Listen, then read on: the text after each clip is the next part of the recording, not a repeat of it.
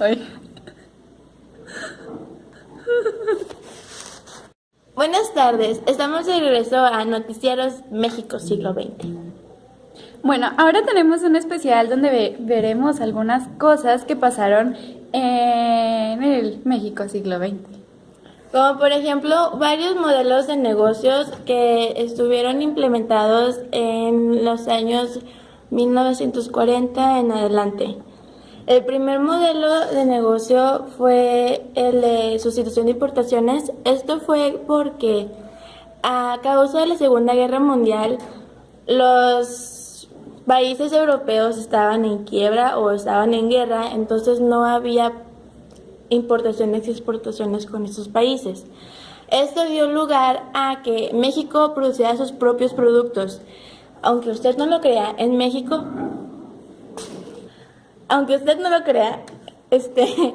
en México México producía sus propios productos. Había plantas para crear refrigeradores, salas y electrodomésticos y todo. También otro factor que propició este modelo fue la política del presidente Ávila Camacho, porque prometió optimizar e indemnizar a los exdueños de las industrias petroleras mexicanas. Y esto es reconocer la deuda de los bonos vencidos y estimuló la inversión extranjera en los ramos de Alemania, manufactura y comercio. Y ya.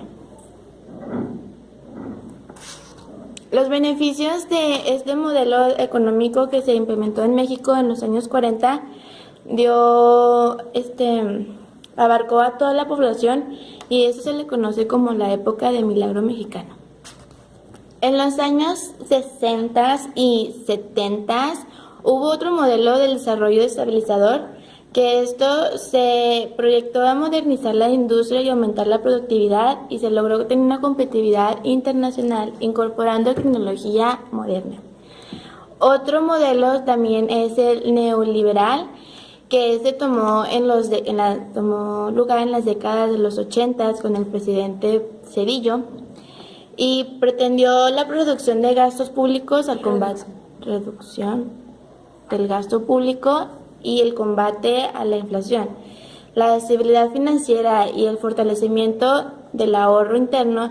Se propuso reemplazar el Estado obeso y sustituirlo por uno fuerte y eficiente.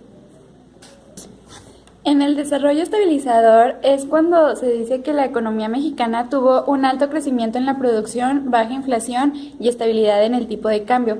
Uno de los factores fue que el componente más importante del gasto gubernamental fue la inversión en la infraestructura básica, principalmente en el apoyo a la actividad petrolera, la construcción de carreteras y el mejoramiento de servicios de salud y educación. Algo que fue positivo a corto plazo fue que el nacionalismo tomó la forma de retirar la dependencia del exterior, es decir, México trataba de hacer sus propios productos y consumir local. Nada más que a largo plazo eso fue malo, ya que producía pobreza porque no permitía extenderse ni exportaciones ni nada de eso. La etapa de crisis y agotamiento. Al finalizar la década de los 60 se empezaron a ver detalles que parecían anunciar una crisis económica, como por ejemplo el ritmo de inflación muy elevado, lo cual provocaba un deterioro en el poder adquisitivo de los trabajadores. El cada vez mayor número de empresas transnacionales que en su lucha por repartirse los mercados mundiales. Otra de las tragedias que ocurrió en la década de los 60 fue el movimiento estudiantil en el 68. El movimiento estudiantil, a grandes rasgos, fue un movimiento social en el que estudiantes de la UNAM y de la IPN, profesores, intelectuales, amas de casa, obreros y profesionistas, participaron en la Ciudad de México y fue reprimido por el gobierno mexicano mediante la matanza de Tlatelolco, ocurrido en el 2 de octubre del 68. El acto se cometió en contra de una manifestación pacífica por el ejército mexicano y el grupo paramilitar Batallón Olimpia. Todo esto ocurrió cuando se iniciaron una serie de manifestaciones y marchas estudiantiles en la Ciudad de México que criticaban el autoritarismo del gobierno y apoyaban las protestas en el mundo. Esto ocasionó que el gobierno se metiera y empezara a ponerles freno en todo eso lo que hacían. Entonces, el 2 de octubre de ese año se convocó a una manifestación en la Plaza de las Tres Culturas en Tlatelolco. Unos minutos después de iniciada la manifestación, con los líderes que quedaban todavía libres en ese momento y del ejército mexicano, estaban en el tercer piso del edificio de Chihuahua. Entonces, el ejército mexicano lanzó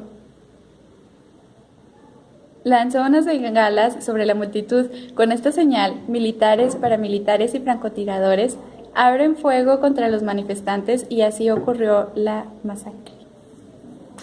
Bueno, como vimos en este noticiero, México ha tenido muchos altos y bajos durante la historia y esto no significa que México vaya a ser así por toda la vida. Ya me perdí. Vamos a seguir. México va a seguir adelante y va a luchar por un futuro prometedor e innovador para nosotros y nuestras siguientes generaciones. Nos vemos la siguiente semana con más noticias en México del siglo XX.